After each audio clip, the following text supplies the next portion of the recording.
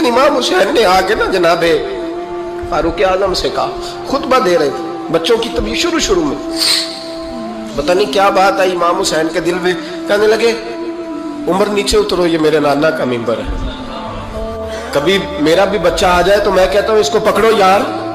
बच्चों को तो नहीं ना जुम्मों में मतलब जिक्र किया जाता, उतरना मेरे नाने का मिंबर है। जनाब उमर उतर के नीचे खड़े हो गए, तो कहा जाके अपने नाने के मिंबर पे बैठ। तो हजरत उमर रो पड़े, कहने लगे शहजादे मेरे नाने का मिंबर ही कोई नहीं, ये मिंबर ये मुसल्ले ये तेरे नाने की शान है। थोड़ी देर खड़े रहे तो इमाम हुसैन कहने लगे अच्छा कोई नहीं आपके नाने का मिंबर का नहीं, कहा चलो फिर मेरे नाने के मिंबर पे बैठ जाओ। जब हजरत उमर बैठे तो बड़ा शानदार जुमला का फरमाने लगे, मैं मिंबर पर मर्जी से नहीं बैठा था, मुझे अबू बकर ने बिठाया था, और फिर हुसैन के कहने पे मैं उतरा हूं, अब मुझे हुसैन ने बिठाया है, अब किसी की जुर्रत है तो उमर को उतार के दिखा।